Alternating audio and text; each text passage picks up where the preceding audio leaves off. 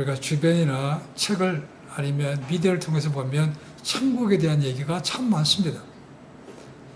내가 본 천국, 갔다 왔다는 사람은 꽤 되는데 기록해야 되는 것은 내용이 좀 다르던 게 많은 거죠. 그래 보면 더 헷갈립니다. 그렇죠? 저는 생각해 봤습니다. 왜 천국을 봤다는데, 가서 봤다는데 내용이 다른가? 저는 그렇게 생각합니다. 이것은 마치 장님이 코끼리를 만지는 것과 같은 것이라고 얘기했습니다. 천국이 그렇게 넓은데 일부분밖에 보지 못했기 때문에 서로가 다른 부분을 본다면 얘기가 다를 수 있다고 얘기했습니다. 천국은 말 그대로 하나님이 계신 곳입니다. 계시록에 기록된 대로 거기는 슬픔도 없고 고통도 없고 애통하는 것도 없고 당연히 죽음도 없습니다. 예수 그리스도를 믿지 믿든 많은 사람들이 죽으면 거기 가고 싶어 합니다. 근데 가고 싶어 한다고 다 갈 수 있겠습니까? 당연히 아니죠. 어쩌면 예수 믿는 사람 가운데서도 천국이라는 걸 알지만 점점 주님 앞에 부를 때가 가까이 오면 두려워한다고 얘기했습니다. 왜요? 가기는 가야 되는데 저 삶에 부족한 것이 많아서 그렇다고 얘기했습니다. 그러면 천국에는 누가 들어갈 수 있습니까? 라는 거죠. 아무나 다 들어갈 수 있습니까? 분명히 아닌 거죠. 그죠? 천국은 아까 말씀대로 하나님께서 계신 곳입니다. 그렇다면 하나님과 관계가 없는 사람은 일단 거기 들어가지 못하는 거죠. 그죠? 또 천국은 또 이렇게 생각합니다. 반드시 죽어야만 가는 곳인가라는 겁니다. 그럼 이 땅에 사는 동안 천국이 없는 건가? 그렇지 않은 거죠. 그러니까 그것도 틀린 말 아닙니다. 천국은 죽어서 가는 곳이지만 그것이 최종 단계지만 반드시 그것이 천국의 전부는 아닌 거죠. 그러니까 엄밀하게 얘기하면 천국이라는 것은 장소의 개념, 시간의 개념이 아니고 하나님의 통치를 받는 통치의 개념이라는 것입니다. 그래서 아까 제가 불렀던 찬송가에 보면 내 주에서 모신 곳이 그 어디나 하늘나라라고 합니다. 하늘나라가 천국입니다. 예수님을 구세주를 믿고 그분의 온전한 다스림을 받으면 그때부터 이 땅에서 천국의 삶이 시작된 겁니다. 물론 이제 죽어서 가는 곳에 마지막에 가는 곳과는 많이 차이가 있는 거죠. 왜냐하면 이 땅에 사는 것이 천국에 살지만 여전히 우리는 육신을 입고 있습니다. 그렇죠? 육신을 입기 때문에 여전히 많은 시험에 걸립니다. 먹는 거, 마시고, 입는 거, 보는 거 이런 것 때문에 시험에 걸립니다. 그러나 마지막 때 하나님 앞에 계신 곳으로 가는 것들은 우리 육신의 장막을 벗습니다. 그러니까 육신을 벗으니까 더 이상 고민할 게 없는 거죠.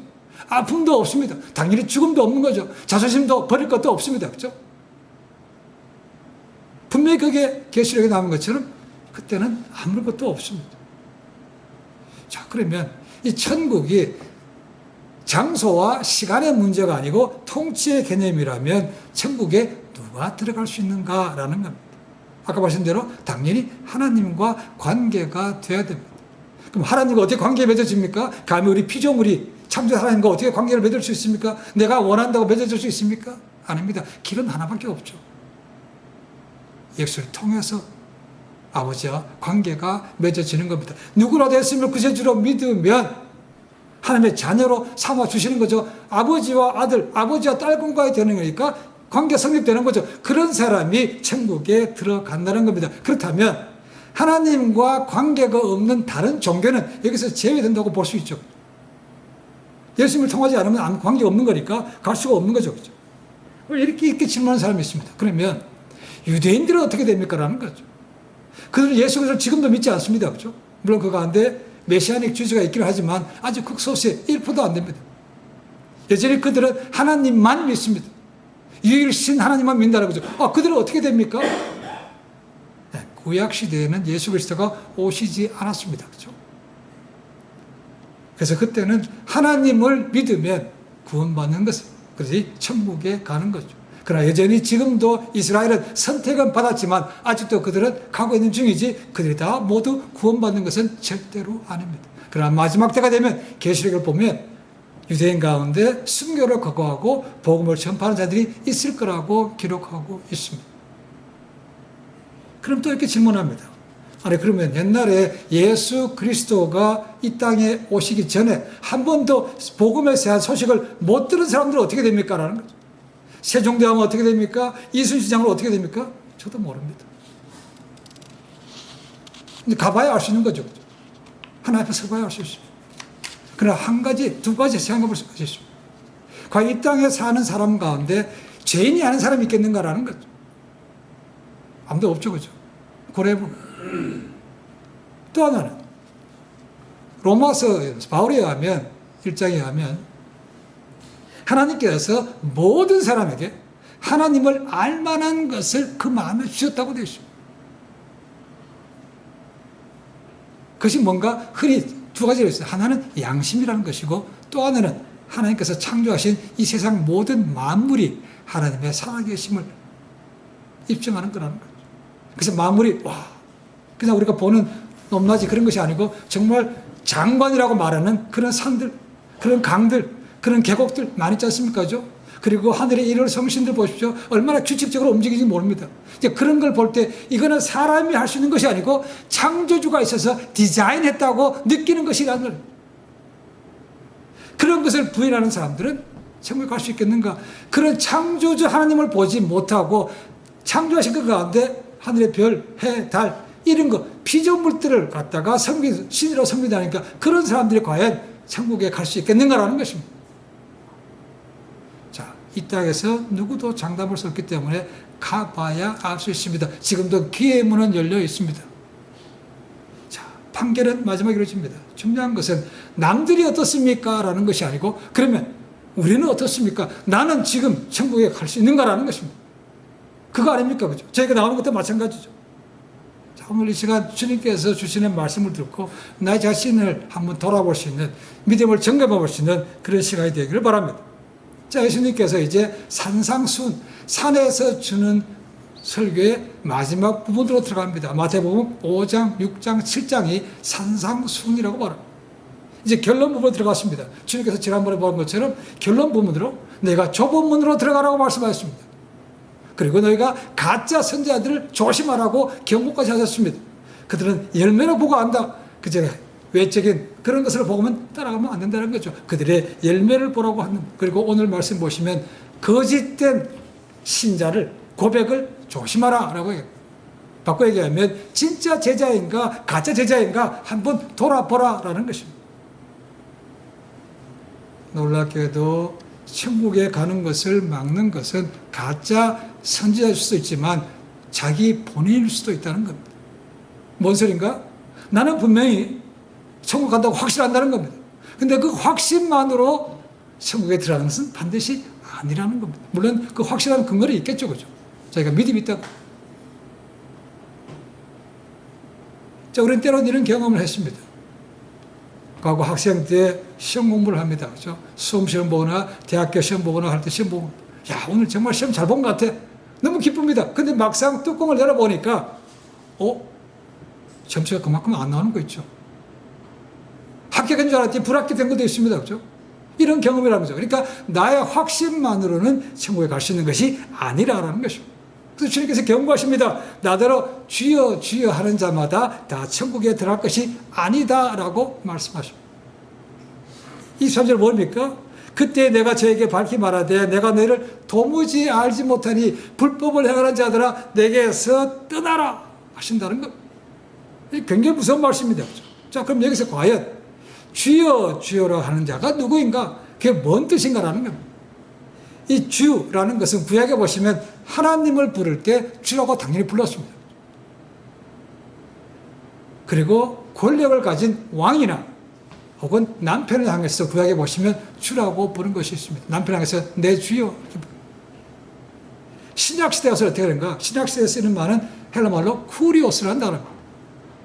당연히 예수 그리스도를 얘기하는 것입니다. 예수님이 구세주, 세이버뿐만 아니고 내 삶의 주인입니다라고 했기 때문에 예수님을 주라고 불렀다는 거죠. 그래서 주여라고 부른 것이 그거죠. 그래서 예수 그리스도를 믿으면 신약시대에서 한 번밖에 주님이 없는 거죠. 로마 황제가 주라고 해서 아무리 생발하려도 우리는 주가 한 번밖에 아니기 때문에 왕 당신한테 우리는 경배할 수 없습니다라고 했기 때문에 많은 사람들이 핍박을 받고 순교당했다는 것을 기꺼이 주를 지키기 위해서 그들은 신앙을 택했습니다. 그렇지만 일상생활에서 자기보다 높은 사람, 나이가 많은 사람 부를 때도 가끔씩 이런 호칭을 불렀습니다. 요즘 얘기하면 Sir 이런 존칭이라. 이 존칭이라는 것은 군대에 상관할 때도 그렇게 부르죠. 그렇죠? 그러니까 내가 원하든 아니면 원하지 않든 그렇게 부를 수밖에 없는 것입니다. 자, 그럼 여기서 주여 주여 예수님께서 말씀하시는 사람은 누군가라는 것입니다. 자, 이 당시에 예수님 한번 생각해 봅니다. 예수님께서 산에서 말씀을 전하십니다. 대부분 청중들은 누굽니까? 유대인입니다. 유대인들은 오직 하나님만 주라고 불렀습니다. 근데 이들 가운데도 주여라고 부르는 사람들이 있었다는 겁니다. 그 사람들은 뭡니까? 어떻게 그들은 예수님이 하나님도 아닌데 주여라고 불렀을까라는 거죠. 그러니까 높임말로 불렀다고 볼 수 있습니다. 신앙과는 관계가 없습니다. 예수님을 주가 진정으로 인정받은 것은 죽으시고 십자가에 죽으시고 부활하신 다음에 주라고 분명하게 확실하게 사람들이 부르기 시작했습니다. 그럼 지금은 그보다 한참 전입니다. 예수님의 사역 초기입니다. 근데 그들은 누군가라는 거죠. 지금 많은 사람 따라왔습니다. 그죠? 산에 모여 있습니다. 이들은 무엇 때문에 주님을 따라왔습니까? 예수님께서 보니까 기적을 행하는 걸 보고 따라온 것이죠. 많은 병들자를 고쳤습니다. 귀신도 쫓아냈습니다. 이제까지 누구도 가르치지 못한 그런 권능의 말씀을 전하드리는 것이죠. 그러니까 따라오는 겁니다. 그리고 주여 주라고 입으라고 하나님 외에는 안 하던 사람들이 주여라고 말하기 시작했다는 겁니다. 어쩌면 그렇게 말한 사람들 가운데는 정말로 예수님을 따라가기를 원합니다. 정말 주님으로 모신 사람이 있을지도 모릅니다. 그러나 정확하게 그 의미가 뭔지 모릅니다. 자, 심지어 22절 말씀 보시면 그들이 예수님의 이름으로 선지자 노릇도 했고 예수님의 이름으로 귀신도 쫓아냈으며 예수님의 이름으로 권능도 행했다고 되어 있다는 겁니다. 그러니까 누가 보더라도 그런 사람 보면 저 사람도 예수님의 제자인가 보다 라고 사람들이 생각했을 것입니다. 어떤 학자들 얘기합니다. 이렇게 기적을 행하는 사람들은 예수님께 주시는 능력을 되짚어서 한 것이 아니고 다른 신의 능력을 임했다는 것이죠. 뭔가를 의지해서 능력을 얻었기 때문에 이것은 가짜라는 겁니다. 그리고 개혁자 루터는 말합니다. 여기 보니까 뭐하며를 3번 반복하죠. 그죠? 그러니까 이것은 행함을 통해서 하나님께 영광이 된 것이 아니고 자기 자신을 드러내기 위해서 했다는 것입니다. 그러니까 이것은 안 된다라고 말하고 있는 것이죠. 놀랍게도 예수님은 그렇게 행하면서도 주여 하면서도 하는 사람들에게 그런 것만으로 다 천국에 들어가는 거 아니다라고 말씀하고 있다는 것. 고백 자체를 부인한 거 아닙니다. 그렇죠? 주여지라고 하지 마 이렇게 말씀하고 있지 않습니다. 그렇죠? 귀신을 쫓아내고 권능 필요 없다라고 말씀하지도 않습니다. 그렇죠? 근데 본질이 뭔가라는 것이죠. 외적으로 저는 잘 모릅니다. 정말로 예수님 이름으로 기적을 행하고 귀신도 쫓아내고 권능을 베풉니다. 저는 구별하기 어렵습니다. 그렇죠? 근데 모든 것을 아시는 주님께서 이 말씀을 하셨다는 겁니다. 과연 그들이 그런 것을 행하면서 내 이름으로 입술로는 그렇게 하지만 본질은 아니라는 거죠. 그래서 뭐라고 합니까? 불법을 행하는 자들아 내게서 떠나래요. 그들이 하는 것이 불법이라는 겁니다. 와, 놀랍죠? 어떻게 이게 불법입니까? 주님 이름으로 했다는데, 그죠? 예수님은 분명히 우리는 성경의 말씀에 의하면 예수님이 나의 구세주입니다라는 고백은 분명히 필요합니다. 로마서 10장 9절 10절에 이런 말씀이 있습니다. 내가 만일 내 입으로 예수를 주로 시인하며 또 하나님께서 그를 죽은 자 가운데서 다시 살리는 것을 내 마음에 믿으면 구원을 얻으리니 사람이 마음으로 믿어 의에 이르고 입으로 시인하여 구원에 이르리라 되어 있습니다. 입으로 시인해야 된다는 거죠. 내가 혼자 마음속에 가지고 있어는 안 된다는 거죠. 그러니까 고백이라는 게 나쁜 것은 아닙니다. 안 해도 된다는 말이 아닙니다. 그죠? 하라는 거죠. 그리고 고린도전서 12장 3절을 보시면 예수님을 향해서 My Lord, 주라고 하시는 표현은 성령님이 아니고는 그렇게 부를 수 없다는 겁니다. 그런데도 가짜로 부를 수 있다는 겁니다. 얼마든지. 입술의 그 단순한 입술의 고백만으로는 주님께서 보시고, 그러니까 주님께서 보시는 거죠. 우리가 판단할 문제는 아닙니다. 그렇죠? 그런 사람은 천국에 못 들어간다는 거죠. 더우디게서 불법을 행했다. 자, 불법이 뭡니까, 그러면? 영어로 하면 lawlessness. 법이 없다는 거죠. 그렇죠? 바꿔 얘기하면 율법에 하나님께서 하지 말라고 한 것을 어긴 사람을 갖다가 불법을 행한 사람이라고 볼 수 있습니다. 그렇다면 예수님을 주여 주여라고 부른 사람이 불법을 행한 사람입니까? 주님의 이름을 통해서 기적을 행하고 귀신을 쫓아내고 권능을 베푼 것이 그것이 불법입니까? 그 자체로는 불법이 아니죠. 근데 주님께서 보시면 그 선한 동기가 아니라면 그것이 불법이라는 거예요. 주님께서 판단하실 분. 그 권능이라는 것도 하나님으로부터 온 권능이 아니라는 거죠. 그러니까 불법인 거죠. 여기서 나중에 보십시오. 가짜들도, 그러니까 흔히 말하는 가짜 선자들도, 적그리스도의 영도, 그들도 하늘로부터 불을 내려오는 권능을 행한다고 되어 있습니다. 그것은 하나님께로부터 아닌 거죠. 사탄으로부터 능력을 받은 것이죠. 그런 것이라면 당연히 불법이라는 거죠. 그러니까 지금까지 여기서 주님을 아직도 부활하기 전이기 때문에 주라고 부르는 사람들은 가짜일 가능성이 높다는 거죠. 주님께로부터 온 권능이 아니라는 거죠. 그래서 주님께서 보시기 때문에 야, 그런 자들 아무리 내 이름으로 행해도 너는 천국 못 들어가라는 것입니다. 디모데후서 2장 19절에 보시면 이런 말씀이 있습니다. 주의 이름을 부르는 자마다 불의에서 떠날지어다. 진짜로 부른 사람 예수님을 내 삶의 주인입니다 라고 고백하는 사람은 불의에서 악한 것을 떠나야 된다고 얘기하고 있습니다. 그런데 그렇지 않은 사람들이 있다는 거죠. 이런 말씀을 들으면 참 겁납니다. 그렇게 예수님의 이름으로 권능을 행하고 귀신도 쫓아내고 병도 고치는 사람이 천국에 못 들어간다면 우리는 그런 권능을 하나도 행치 못했는데 그럼 우리도 못 들어간 거 아닙니까? 라는 거예요. 어쩌면 오늘날 전 세계에 예배 드리는 사람들 가운데서도 교회에 등록된 사람 가운데도 천국에 못 들어간 사람이 있을지 모릅니다. 그 가운데는 목사들, 선교사들도 포함될지 모릅니다. 그것은 누구도 장담하지 못합니다. 이 세상 마지막에 가까워지면 흔히 말하는 휴거가 있다고 말합니다. 이 휴거가 어디서 나왔는가? 우리말 성경에는 휴거란 말이 없습니다.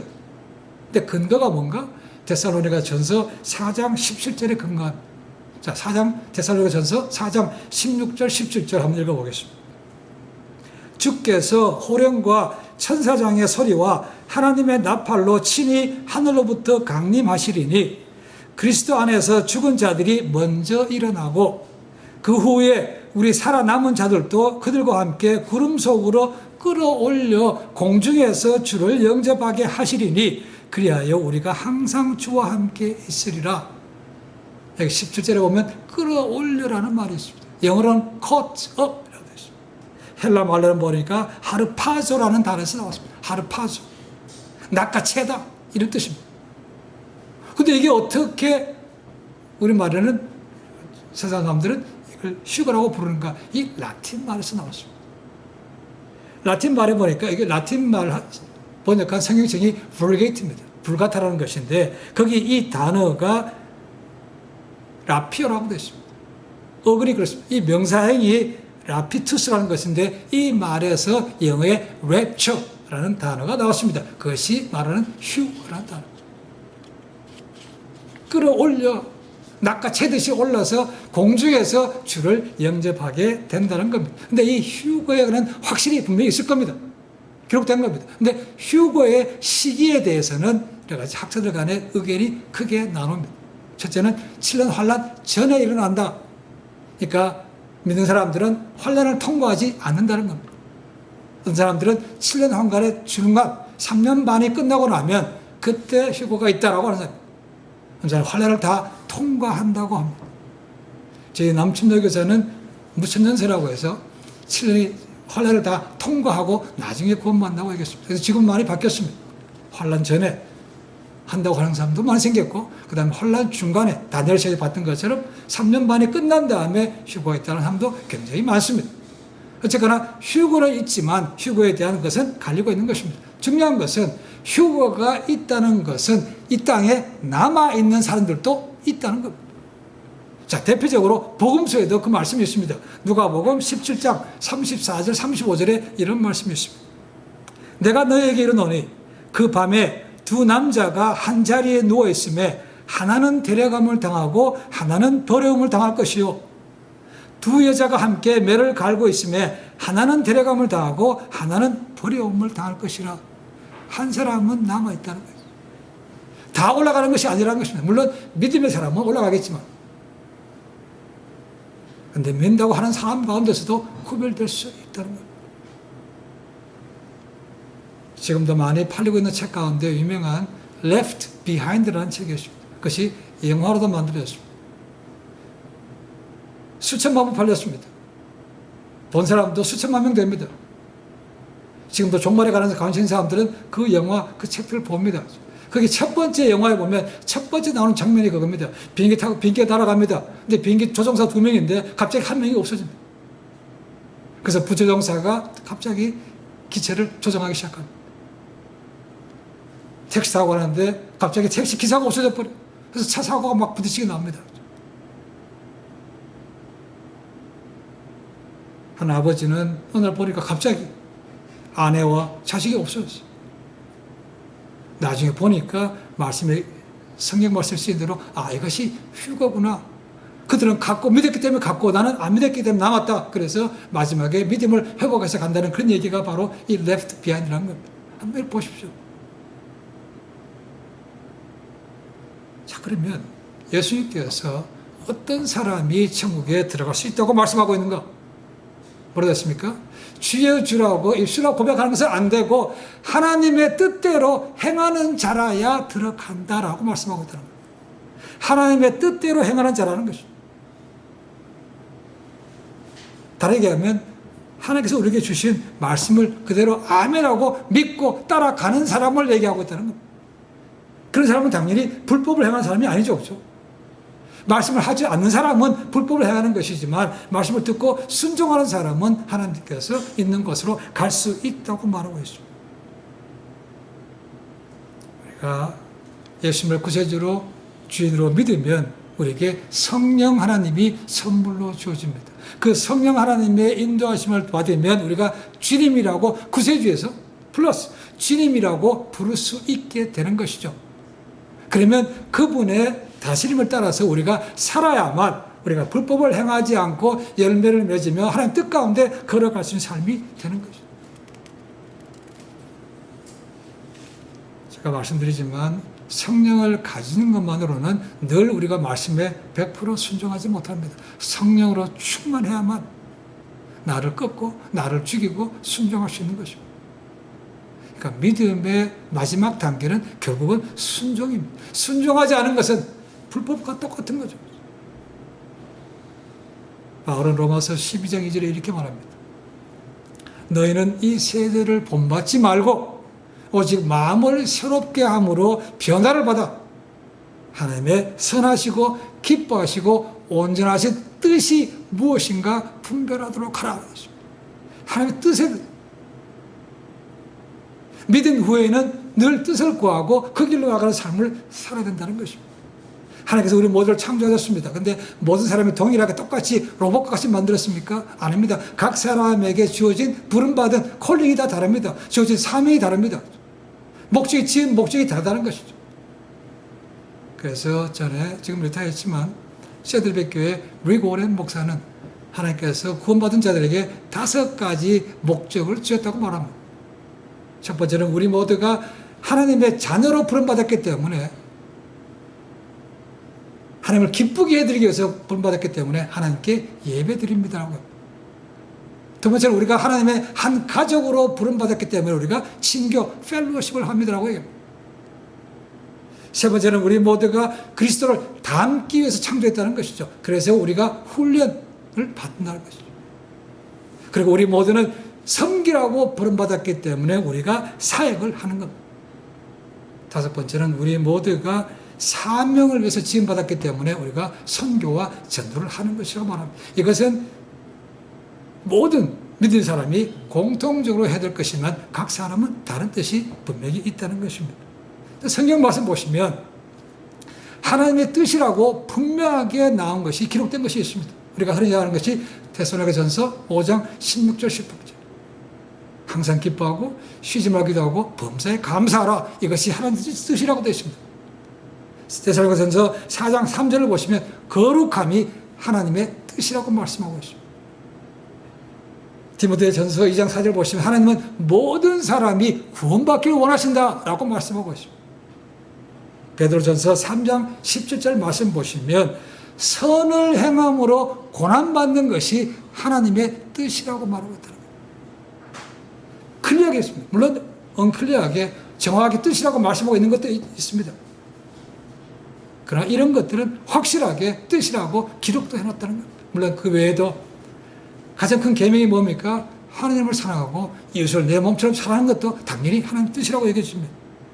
맡겨진 일에 충성되게 감당하는 것도 얘기해 줍니다. 만약 우리가 이런 것을 알고도 행치 않는다면 문제가 되는 거죠. 마지막 때가 되면 쌀고사에서 슬피 울며 후회할지도 모릅니다. 말씀드렸지만 이 마지막 판결은 저희가 하는 것이 아닙니다. 저희가 재판관이 아니고 저희가 심판관이 아닙니다. 주님께서 하실 겁니다. 왜냐? 주님은 중심도 보시기 때문에 그런 거죠. 우리가 예수님을 내 죄를 사해 주신 구세주로 믿습니다. 이것은 쉽게 됩니다. 그렇죠? 내 사함 받는 거니까. 근데 그 다음에 구원받은 다음에 나의 삶의 주권을, 나의 삶의 주인입니다라고 주권을 내드리는 것은 참 어렵습니다. 어떤 것들은 쉽게 내줄 수 있습니다. 그렇죠? 근데 어떤 것들은 내가 주인으로 꼭 쥐고 있는 것이 있다는 것이죠. 그 쥐고 있는 만큼 은혜를 놓치는 겁니다. 그것마저도 들을 수 있어야 된다는 거죠. 물론 하나님 앞에 서는 날이 정말 가까워지면 다 가져갈 것도 없는 거니까 툭툭 털고 하는 것이지만 이 땅에 사는 동안 아직도 뭔가 할 수 있다면 쥐고 있는 것이 있는 거죠. 그것마저도 하나님 앞에 지금 주님께서 주셨습니다라고 내놓을 수 있다면 정말로 하나님께서 기뻐하시고 크게 쓸 그런 일꾼이라고 얘기해집니다. 예수님을 구세주로 믿는 순간부터 이 땅에서 천국의 삶이 하나님 나라가 시작이 됩니다. 시작은 됐지만 아직 완성된 것은 아니죠. 그래서 already but not yet 이라는 말을 쓰는 것입니다. 시작은 됐지만 아직 완성이 아니라는 거죠. 그 과정을 우리는 다른 말로 성화라고 부릅니다. 우리 모두는 거기에 있습니다. 성화 과정을 아직도 공사 중으로 왔다 갔다 하면서 가고 있는 것이죠. 이걸 놓치면 안 되는 거죠. 자만하면 안 됩니다. 이만하면 됐지 뭐. 위험합니다. 그렇죠? 바울은 고린도후서 13장 5절에 이렇게 말합니다. 날마다 자신의 믿음을 시험하고 확증하라고 얘기합니다. 이것의 시험에 보라는 고린도전서 9장 27절 말씀 보시면 바로 얘기합니다. 자신이 복음을 전파한 후에 도리어 자신이 버림이 될까 두려워해서 자기 몸을 날마다 쳐서 복종케 한다고 말하고 있습니다. 누가 했다고? 바울입니다. 그 믿음의 대가라고 하는 사람이 그런 표현을 썼다는 겁니다. 얼마나 겸손한 겁니까? 늘 주님의 뜻대로 걸어가기를 원했기 때문에 그가 원했던 기도, 하나님 이 육체의 질병이 너무 아파서 사에게 도움이 안 됩니다. 근데 3번 그거 한 다음에 응답받지 못하니까 내게 교만하지 말라고 그러는구나. 금방 깨닫고 내 약함을 자랑했던 사람이 바울이었습니다. 늘 자기 자신을 쳐서 복종케 했던 사람이었다는 것입니다. 이 땅에 사는 동안 지금까지 오면서 우리는 크고 작게 섬긴 것들이 있습니다. 그렇죠? 우리가 양과 염소의 비유도 나오지만 그 기억하는 사람과 기억하지 못하는 사람이 있는 거죠. 아빠 주여 주여 내가 주의 이름으로 이것도 했고 저것도 했고 한 사람들은 따지는 사람들 보시면 기억하는 것이죠. 그렇죠? 내가 뭐 했고 내가 뭐 했고 하나님의 영광을 드린 거 가지고 자기가 받는 것이죠. 그러니까 이것도 했다는 것이죠. 근데 실제로 많은 사람들 그걸 하고도 잊어버렸어요. 내가 언제 그런 거 했지? 왜요? 그건 당연한 것이고 그렇게 하는 것이 맞다고 하기 때문에 잊어버렸다는 겁니다. 뭘 그걸 일치를 들춰냅니까? 근데 일일이 기억하는 사람은 결국은 하나님께 영광이 되고 하나님께 돌리는 것이 아니고 자기가 들으셨다는 것을 늘 기억하고 있다는 겁니다. 이런 것이야말로 여기 나오는 주여 주여 하는 자마다 내가 뭐도 했고 뭐도 했고 뭐도 했고 그런 사람이 아닌지